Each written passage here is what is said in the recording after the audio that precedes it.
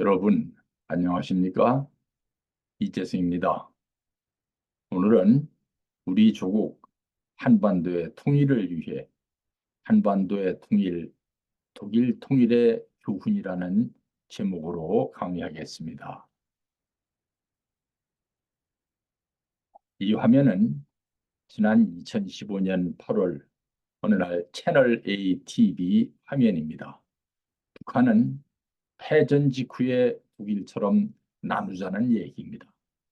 주변 강대국들은 북한이 붕괴될 경우 그 땅을 이렇게 차지해야 한다는 의견을 내놓은 것입니다. 같은 날 MBN과 조선 TV도 같은 기사를 내보냈습니다만 아무도 신경을 쓰지 않는 가운데 그냥 지나갔습니다.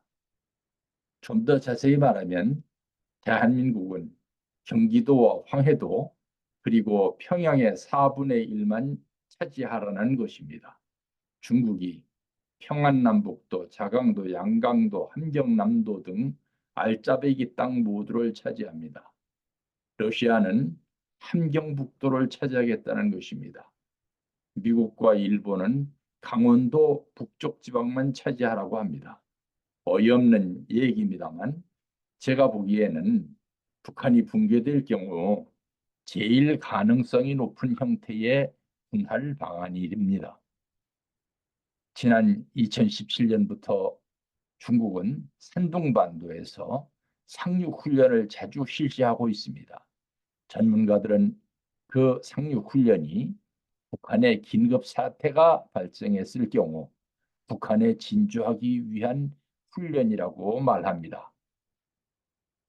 모든 사상과 종교의 고민은 역사적 고민과 연관되어 있습니다. 즉, 역사에 있어서 과거를 해석하고 미래를 예측하고 현재를 바람직한 미래로 나아갈 수 있도록 통제하는 데에 모든 사상과 종교의 고민이 집중되어 있다는 것입니다. 일반적으로 제1차 세계대전 이후를 현대라고 합니다. 현대사에서 통일을 이룩한 나라들은 오스트리아, 베트남, 예멘, 독일 등입니다. 오스트리아는 1955년에 자력으로 민주주의 평화 통일을 했습니다. 베트남은 1975년에 자력으로 통일했습니다만 평화적인 방법이 아닌 전쟁으로 통일을 했고 공산주의 통일을 했기에 약 100만 명이 보트 피플이 되어 베트남을 떠났습니다. 예멘은 1990년에 평화 통일을 했으나 1994년에 다시 갈라졌고 전쟁을 해서 민주주의 통일이 되었습니다. 그러나 2014년에 공산주의자들에 의해 대규모의 시위가 일어난 적이 있습니다. 독일은 1871년에 제국주의로 통일되었으나 1945년에 분단되었고 1990년에 다시 평화적으로 민주주의 통일을 이룩했습니다. 영국은 어렵게 통일을 이어가고 있는 모범적인 민주주의 나라라고 할 수 있습니다. 그러므로 독일은 평화 통일을 민주적으로 이룩한 특이한 나라이며 우리나라가 연구해 볼 만한 중요한 나라입니다. 독일은 지금으로부터 약 30년 전에 세계 각국으로부터 부러움을 사는 가운데 민주주의로 평화적 통일을 성취했습니다. 독일의 통일 과정에 대해서는 수많은 학자들이 다양한 연구 결과를 발표했습니다. 그러므로 각자 다른 해석이 가능합니다. 그리고 긴 시간에 걸친 설명이 필요합니다. 오늘은 짧은 시간에 요점만 강의하기 위해 보시는 것과 같은 순서로 말씀드리겠습니다. 독일은 지도에 보는 것과 같은 위치에 있고 국토의 크기는 한반도의 1.5배 정도 되는 나라입니다. 잠시 독일의 역사를 알아보겠습니다. 이 지도는 전성기의 로마 제국 지도입니다. 지도를 잘 보면 지금의 독일 땅은 로마 제국에 들어가 있지 않은 것을 알 수 있습니다. 로마 제국은 대대로 제국의 초대 황제였던 아우구스투스 시저의 아들 옥테이비어스 시저의 북으로 라인강과 도나우강, 동으로 유프라테스강, 남으로 북아프리카의 경계선을 넘지 말라는 유훈을 지켰습니다. 그만큼이나 라인강 너머에 있는 민족, 즉 게르만 민족은 단결심이 강하고 전투에 능한 강한 민족이었던 것입니다. 옛 게르만 민족이 남쪽으로 내려와 프랑크 왕국을 세웠고 그 프랑크 왕국 가운데 동프랑크 왕국과 북부 이탈리아는 기독교로 개종한 후 교황에게 절대 충성을 맹세한 나라가 되어 신성 로마 제국이라는 칭호를 받았습니다. 이 같은 신성 로마 제국을 독일 제1제국이라고 합니다.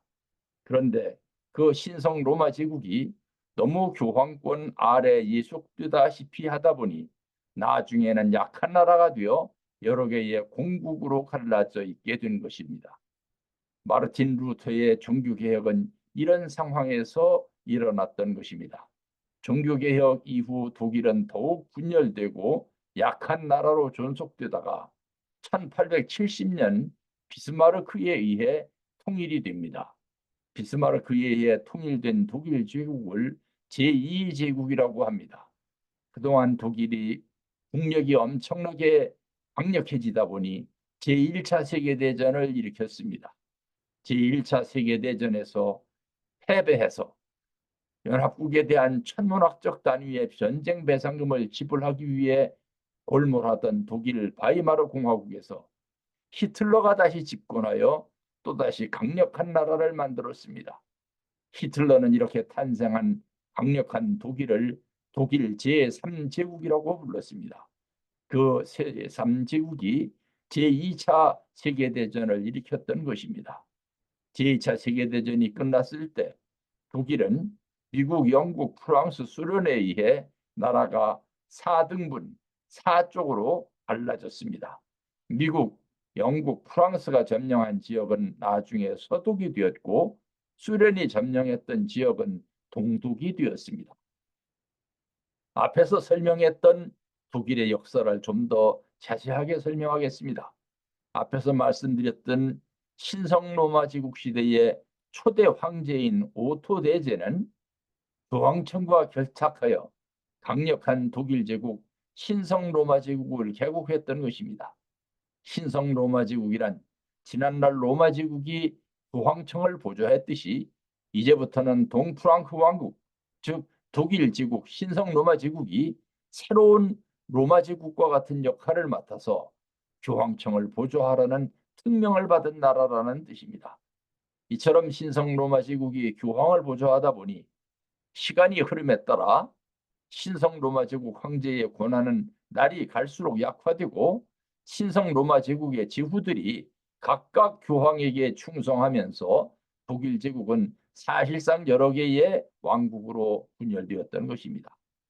프랑크 왕국이 동프랑크와 서프랑크로 분열된 이후 동서프랑크는 서로 경쟁 관계가 되었는데 동프랑크는 이처럼 분열된 반면 서프랑크, 즉 프랑스는 영국과 경쟁하면서 세계적인 강국으로 발전하고 있었습니다. 이에 따라 독일의 대학생들 가운데는 프랑스에 대해 경쟁심과 적대심을 가진 그룹도 있었고 프랑스를 부러워하고 찬양하는 그룹도 있었습니다. 이 같은 부러워하는 마음, 경쟁심 내지 적대적 감정이 제일 심했던 대학이 프랑스와 국경에 있어서 제일 가까운 곳에 있는 대학, 튜빙겐 대학이었습니다. 이 같은 튜빙겐 대학 출신의 유명한 철학자가 바로 헤겔이었습니다. 헤겔은 튜빙겐 대학에서 철학자 쉘링을 만났고 쉘링은 헤겔을 예나 대학 강사로 초빙했습니다. 예나 대학은 나중에 칼 마르크스가 박사학위를 받은 대학입니다. 예나 대학에서 헤겔은 철학자 피히테를 만났으며 그 피히테를 가장 존경하게 되었습니다.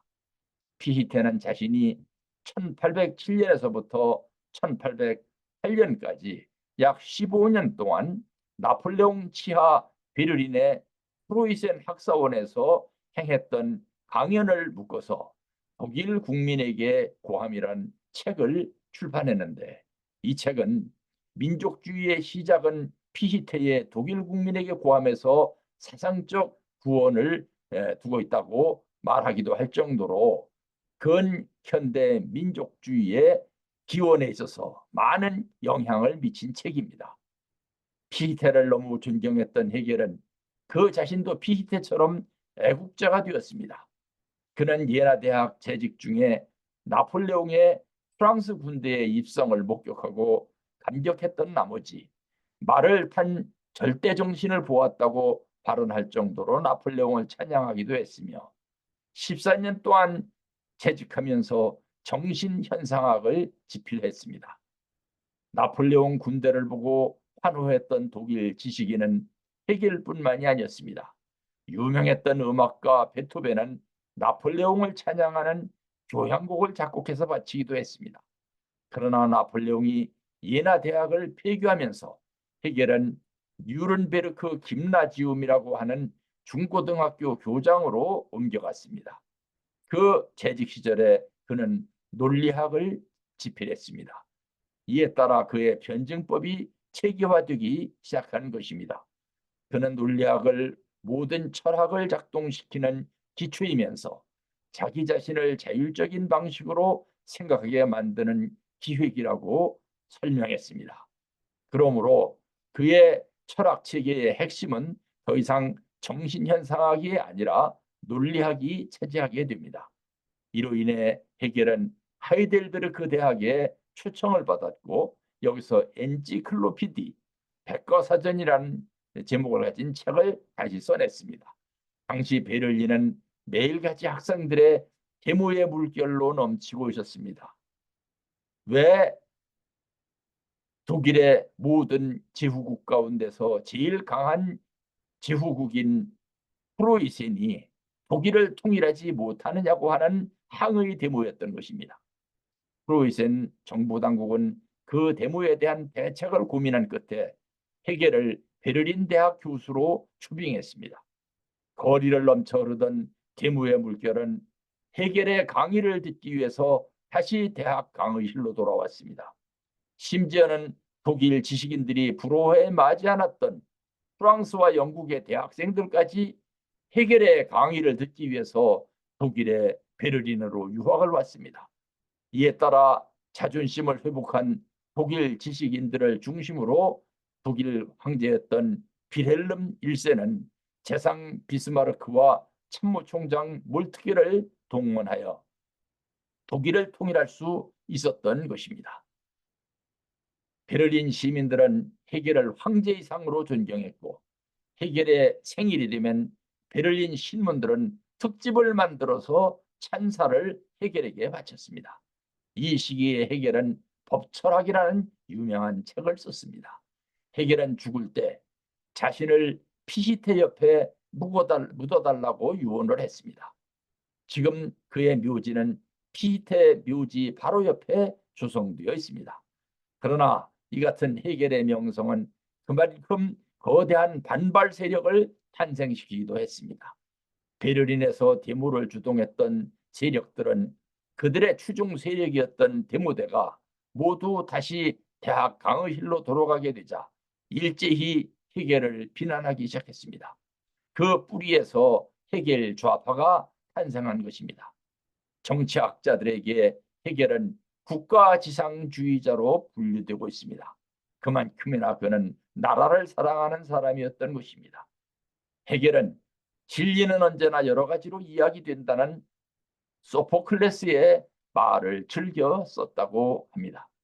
이 지도는 빌헬름 1세 시대에 통일된 독일의 지도입니다. 이 같은 통일을 방해하고자 프랑스 황제였던 나폴레옹 3세가 독일로 쳐들어왔지만 빌헬름 1세와의 전쟁에 패배해서 포로가 되었습니다. 이 전쟁을 보불전쟁, 즉 프로시아와 프랑스의 전쟁이라고 합니다. 아래 그림은 보불 전쟁에서 피렐름 황제의 포로가 된 나폴레옹 3세에 대한 그림입니다.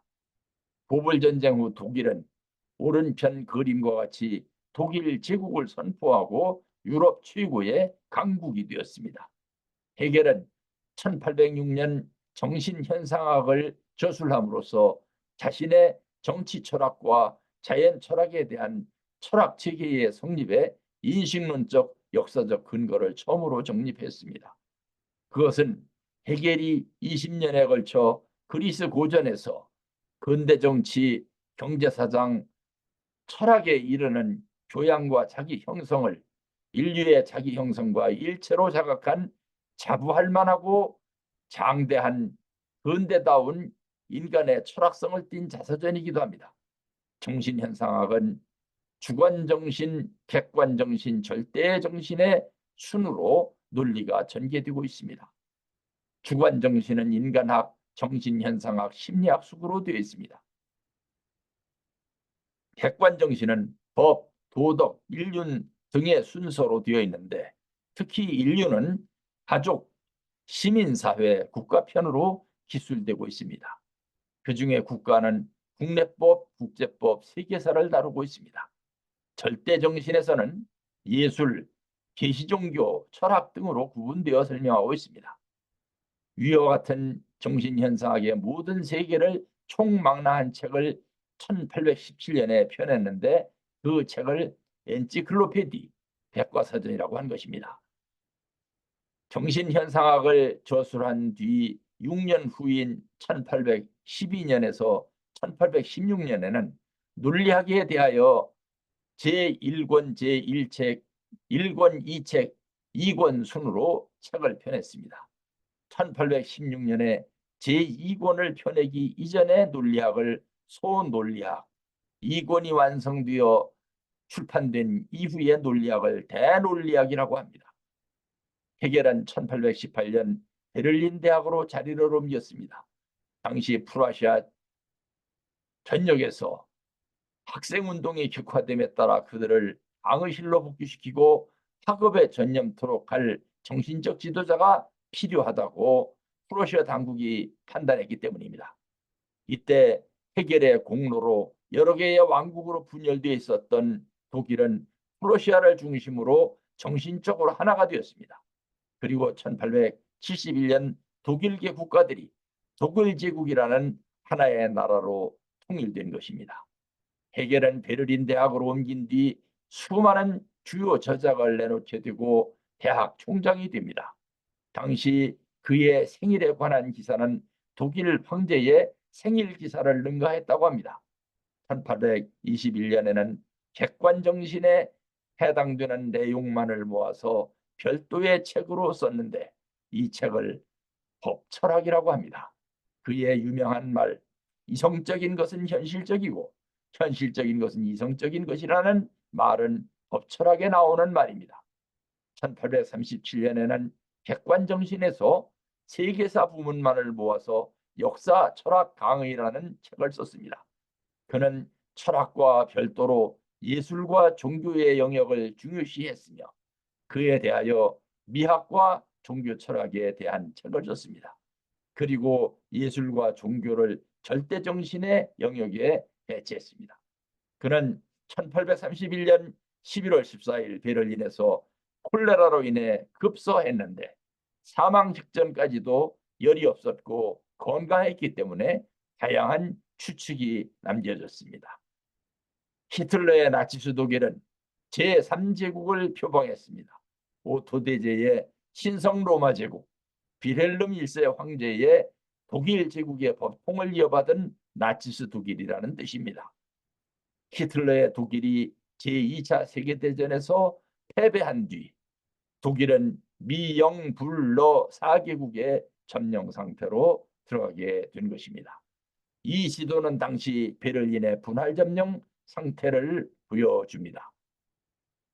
어떤 사람들은 서독이 무참하게 동독을 흡수 통일했다고 말합니다. 이제 그 역사를 정확하게 알아보겠습니다. 독일의 통일은 1989년 11월 베르닌 장벽의 붕괴에서 시작되어서 다음 해인 1990년 12월 2일 전 독일 총선이 실시되는 것으로 마무리되었습니다. 1년 넘도록 통일 기간이 경과되었던 것입니다. 한 가지 중요한 것은 일반에서는 동독 정권이 붕괴되면서 자동적으로 서독이 동독을 흡수한 것으로 알고 있는 사람이 많은데 그렇지는 않습니다. 그건 잘못 알고 있는 것입니다.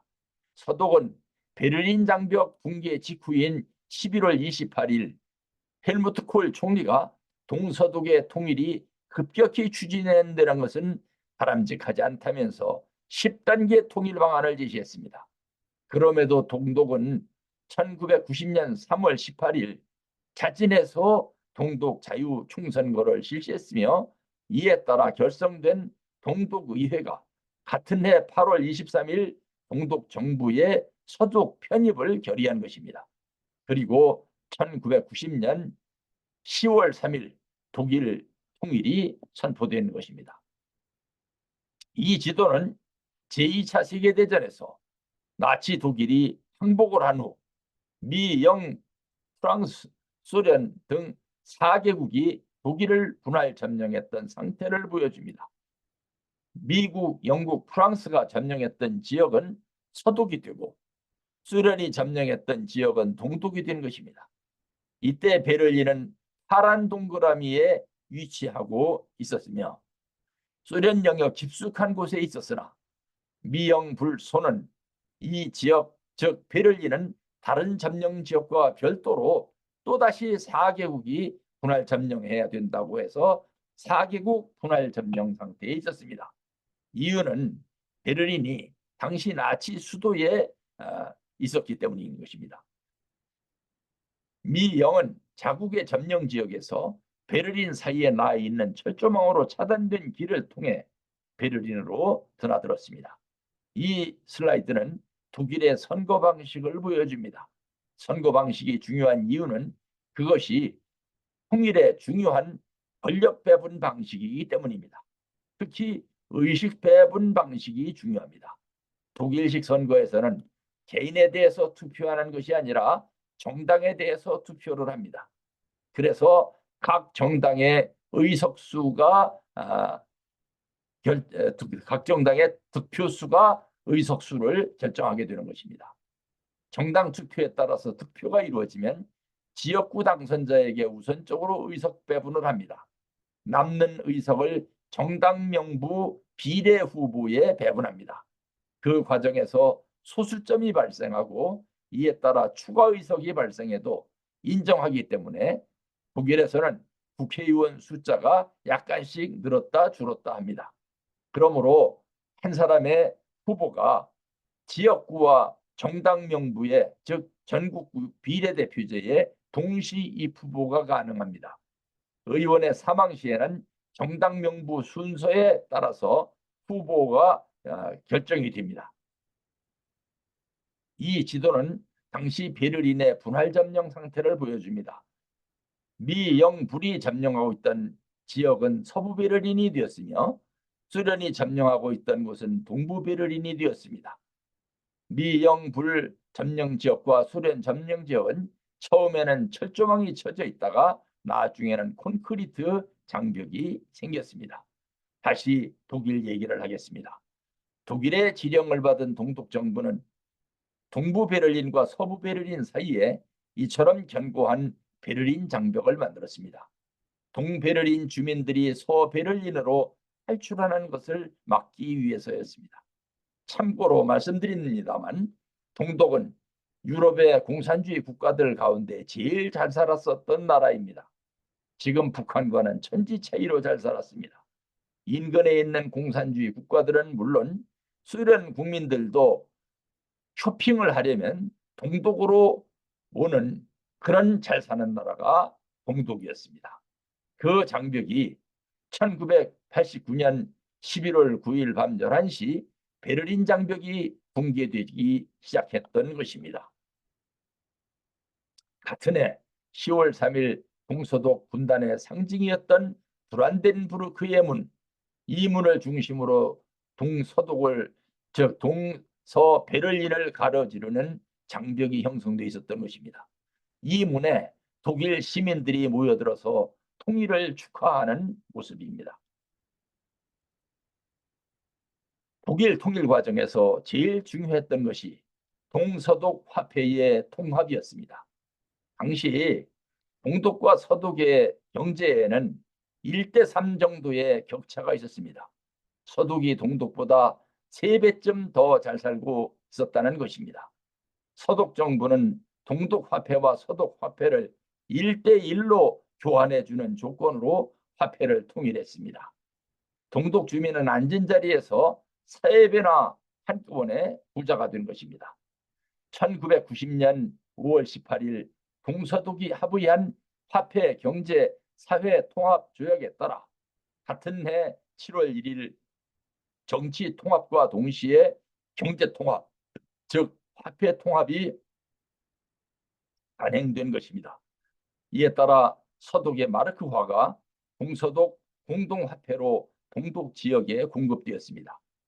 동독 화폐가 3배 이상 높게 평가됨에 따라 서독 화폐는 그만큼 낮게 평가된 셈이 되었고 독일 경제에는 엄청난 인플레이션이 발생했으며 서독의 물가가 그만큼 급상승했습니다.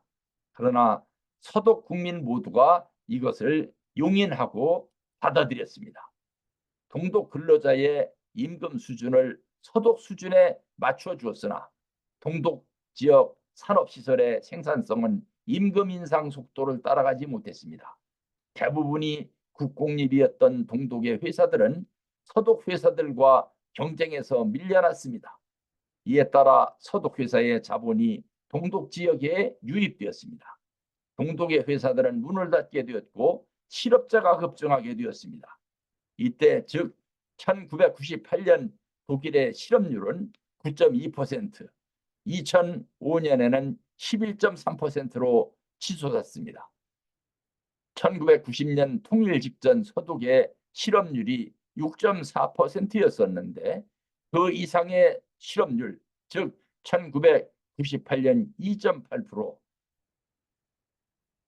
2005년에 4.9%는 동독 지역의 실업률이라고 볼 수 있습니다. 지금 북한 화폐와 남한 화폐의 공식 환율 비교는 없지만 비공식 자료에 의하면 700대 1 정도라고 합니다. 남북한의 화폐를 통합하기 위해서 독일처럼 1대1 화폐 교환을 한다면 한국 경제는 어떻게 될까요? 북한 동포들은 앉은 자리에서 700배 부자가 되고 남한 동포들은 앉은 자리에서 700분의 1로 가난해져야 합니다. 이처럼 독일의 통일을 가져온 제일 큰 원인은 동방정책, 즉 서독 수상이었던 빌리 브란트의 정책이었었던 동방정책에서 시작이 됐습니다. 베를린 장벽이 구축될 당시 서베를린 시장이었던 사회민주당 소속의 빌리 브란트는 1966년에 성립된 대연립정권에서 외상 겸 부수상을 역임했고 1969년 내서 1974년까지 수상을 지냈습니다. 브란트는 서독이 소련 동독과 대결하는 게 아니라 대화로서 평화 공존을 강화하면서 독일 통일의 가능성을 추구한다는 기본 전략을 추진했습니다. 이것이 바로 동방정책인 것입니다. 독일 통일에 있어서 모두들 동방정책의 공로를 인정하고 있습니다. 하지만 학자들의 의견은 여기서 둘로 갈라져 있습니다. 어떤 학자는 동방정책이 동독 붕괴를 가속화시키는데 크게 공헌했다고 말합니다. 그러나 어떤 학자는 동방정책 때문에 오히려 동독 붕괴가 그만큼 지연되었다고 주장합니다.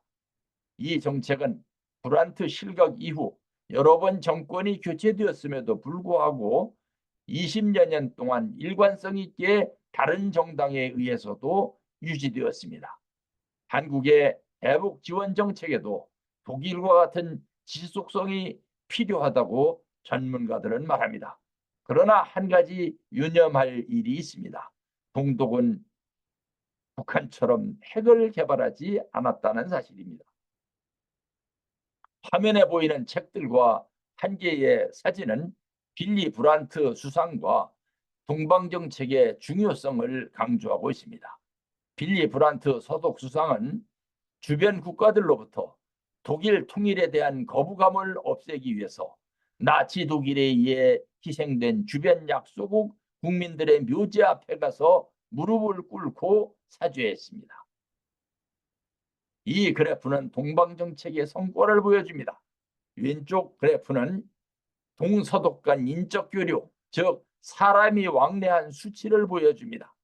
동방정책이 시작되던 시기와 브란트가 임기를 마치고 물러난 이후인 1975년을 비교해 볼 때 인적 교류는 서독 사람의 동독 방문이 약 200% 증가했고 동독 사람의 서독 방문은 40% 증가했으며 동서독 간 전화 통화가 1400% 증가했음을 보여줍니다.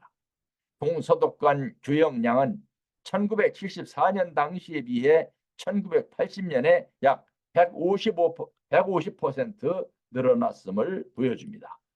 그렇다면 당시 서독은 통일을 위해서 어떤 외교 정책을 펼쳤을까요? 독일의 통일에는 주변 국가들의 외교 관계가 매우 중요했습니다. 독일의 주변 국가들은 제1차, 제2차 세계대전을 독일이 일으켰을 때 막심한 피해를 입은 나라들입니다. 이들은 독일이 통일될 경우 또다시 세계대전을 일으킬 것을 염려하고 있었습니다. 독일은 동서독 당국과 미국, 영국, 프랑스, 소련 등 4개국이 참여하는 2+4 회담을 통해서 주변국의 독일 통일에 대한 동의를 얻어냈습니다. 특히 소련의 동의를 얻어내는 데는 엄청난 노력이 필요했습니다.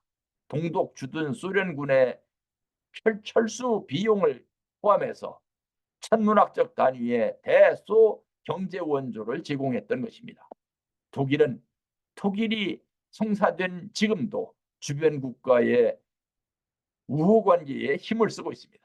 그리고 통일이 되더라도 북대서양 조약기구 즉 나토의 일원으로 잔류할 것과 군사력 감축을 약속했던 것입니다. 특히 소련에 대해서는 통일이 되더라도 나토의 군사력을 옛 동독 지역에 주둔시키지 않을 것을 약속했습니다. 이 사진은 독일 통일을 위한 2+4 회담, 즉 동서독과 미국, 영국, 프랑스, 소련 등 4개국이 합친 6자 회담을 하는 장면입니다. 이 회담은 1990년 2월 14일 예비회담으로 시작돼서 1990년 9월 12일 4차 회담에 이르기까지 독일 통일 문제에 대해 심도 깊은 토의와 결정이 이루어졌습니다. 다음은 서독 정부가 통일을 위해서 지출한 비용, 즉 통일 비용에 대해 알아보겠습니다. 통일 이전부터 독일은 1970년부터 1990년까지 21년간 매년 20억 달러씩 동독에 지원했습니다. 통일 이후에도 20년간 한국 돈으로 치면 총액 약 3천조 원, 2017년 한국 정부 예산의 7.5배나 되는 거액을 지원해 왔습니다. 25년간에 걸쳐 공식적 차원에서 약 4천조 원을 제공했다는 통계도 나와 있습니다. 다음으로 분단 당시 독일과 2012년 현재 한국 경제를 비교해 보겠습니다. 국토의 면적으로 보면 분단 당시 동독과 서독은 각각 1대 3.3으로 서독이 넓었습니다. 미영, 푸, 소 4개국이 비슷한 면적으로 분할했던 독일 국토를 소련 점령 지역만 빼놓고 미, 영, 푸 점령 지역은 서독이 되었기 때문입니다. 인구로 보면 서독이 동독의 3.8배나 많았습니다. 1인당 국내 총생산으로 보면 서독은 동독의 2.1배였습니다. 당시 동독은 서독에 비하면 가난하게 살았으나 동두공산권 국가 중에서는 제일 잘 사는 선진국이었습니다. 무역 규모에 있어서는 서독이 동독의 13.1배였습니다. 이에 비해 남북한은 어떨까요? 국토 면적으로 보면 북한이 남한보다 0.8배나 더 큽니다. 인구는 남한이 북한의 2배입니다. 1인당 국내 총생산은 남한이 북한의 22.5배라고 알려져 있습니다만 북한은 지구상 가장 가난한 나라 중 하나로 알려져 있습니다. 그러나 북한에 대한 통계 숫자는 믿기 어려운 한계가 분명히 있습니다. 어떤 통계에 따르면 남북한 경제 격차를 15배라고 하고 있고 어떤 통계에 따르면 45배라고까지 산출하고 있습니다. 남북한의 무역 규모 차이는 112배라는 통계도 있습니다. 미확인 자료에 의하면 북한은 최빈국인 방글라데시에게도 식량 지원을 요청하고 있는 것으로 알려져 있습니다. 이 그래프는 독일의 통일 비용 지출 통계를 보여줍니다. 동독 지역에 대한 지원 가운데 사회복지 부문 지출이 제일 많음을 보여줍니다. 이에 비해 인프라 재건 비용이 5분의 1 정도로 적은 것은 동독 지역의 인프라가 그만큼 괜찮은 수준이었다는 사실을 보여줍니다. 아시는 것처럼 지금 북한의 인프라는 형편없는 수준입니다. 통일되면 북한 철도의 레일부터 전부 바꿔야 한다고 말합니다. 이 그래프는 독일 정부가 통일 비용을 어떤 방법으로 조달했는지 보여줍니다. 거의 절반에 가까운 비용은 연방정부의 통일연대 세로 조달했는데 이 세금은 공무원의 경우 월급의 10%를 통일 비용으로 내놓아야 하는 법정 세금입니다. 한국 공무원들에게 월급의 10%를 통일 세금으로 내놓으라면 순순히 내놓을 수 있을까요? 공무원 노조에서 찬성을 할까요? 이 편은 통일 비용 지출 예상액을 보여줍니다.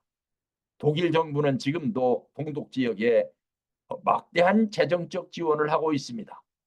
지난 20년간 우리 돈으로 치면 3천조 원을 제공했습니다. 이 같은 지원은 앞으로도 20년 계속 지원될 예정입니다. 남북한이 통일되려면 얼마나 많은 통일 비용이 소요될까요? 현대경제연구원은 북한 지역 주민의 1인당 소득을 1만 달러로 높이는 것을 기준으로 볼 때 10년간 800조 원 이상의 예산을 투입해야 할 것으로 계산했습니다. 참고로 지금 남한의 경제는 독일의 4분의 1 수준입니다. 북한 경제는 남한의 18분의 1로 계산한 것입니다. 다음으로는 내적 통합의 문제를 알아보겠습니다.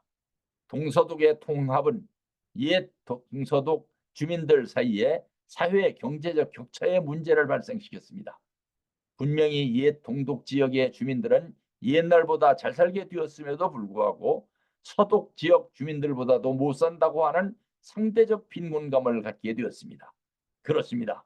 분명히 말씀드릴 수 있지만 통일은 일순간의 선택이 아니라 긴 시간을 두고 해결해 나가야 하는 긴 과정입니다. 통일 이후 통합이 더 크고 어려운 과제라는 얘기입니다. 국가는 하나 되었으나 사회는 하나 되지 못했고 아직도 둘로 나눠져 있는 것입니다. 그리고 특별한 예외가 생겨났습니다.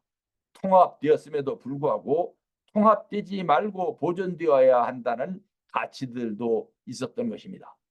그 예를 들면 서독 지역에는 개인을 존중해주고 합리성과 능력을 강조하는 좋은 풍습이 있습니다. 반대로 동독 지역에는 집단성과 공동체 의식 등 좋은 가치들이 앞으로도 남겨져야 할 가치로 지목되고 있습니다. 예를 들면 겨울에 집 앞에 눈이 쌓여도 서독 지역은 잘 치우지 않습니다. 동독 지역은 지금도 모두들 밖으로 나와서 잘 치운다고 합니다. 또 다른 내적 통합의 문제도 있습니다.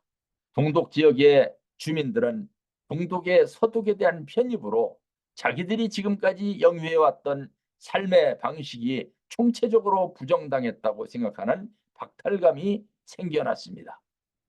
서독 정부는 동독의 체제와 개인을 분리해서 수용해야 한다고 생각했습니다. 서독 주민들은 독일 통일 비용에 대한 부담 때문에 고통을 받고 있다면서 불만입니다. 내적 통일을 위한 시민사회의 역할이 중요해진 것입니다. 특히 학교와 교회와 같은 곳이 중요한 실천 현장이 되었습니다. 학교와 교회는 그나마 형편이 좋은 현장일 수도 있습니다. 가정으로 돌아가서 이웃들과의 관계가 중요한 관건입니다. 이번 선거에서 독일의 메르켈 총리가 겨우 재집권한 이유도 그것입니다. 동서독 지역 주민들이 서로 자신들이 통일로 인해 피해를 입고 있다는 생각을 하고 있습니다. 이 같은 피해의식이 점진적으로 해소되지 못하고 확산되고 있다는 사실이 독일 통일의 미래에 큰 짐을 지워주고 있는 것입니다.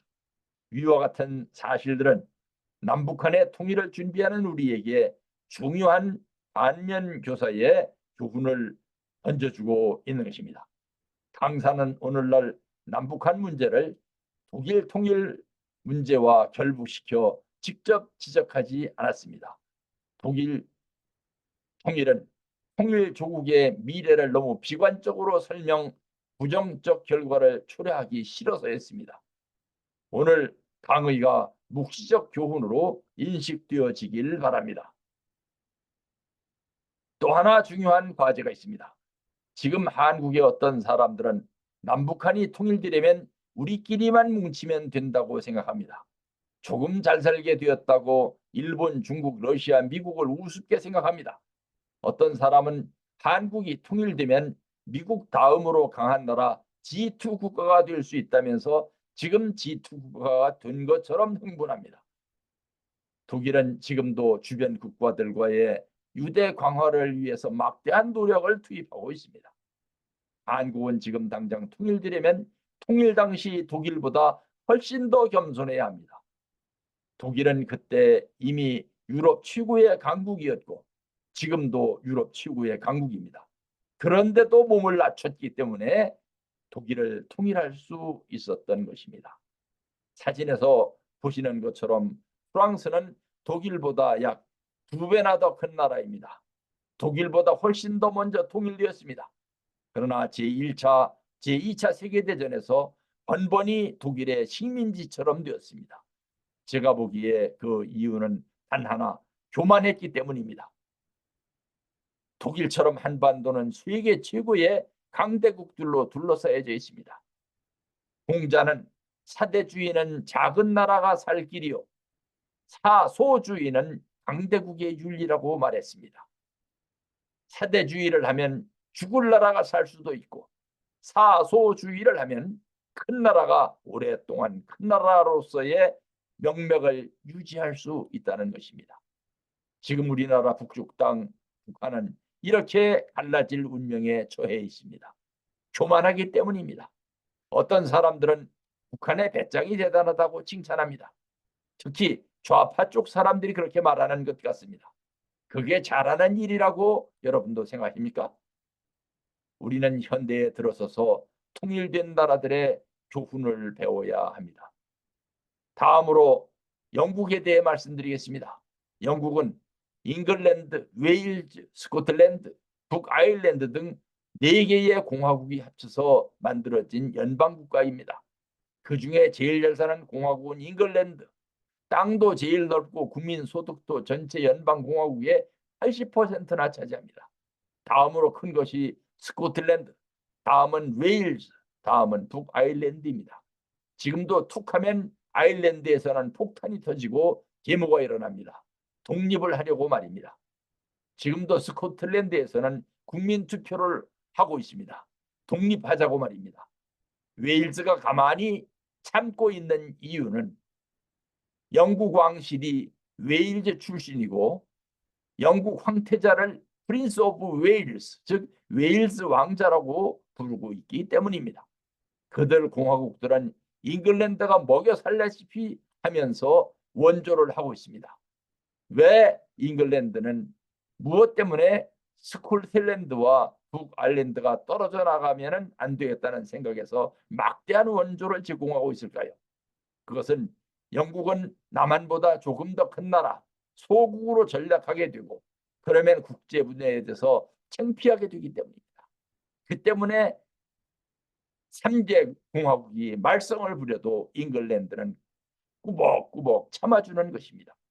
이것이 앞으로 우리가 통일이 되어도 그 통일을 유지해 나갈 수 있는 비결입니다. 동서독 사이에는 한국의 6.25 전쟁과 같은 전쟁이 없었으므로 청산해야 할 과거라는 감정의 골짜기가 없었습니다. 상호 간 불신 관계도 없었습니다.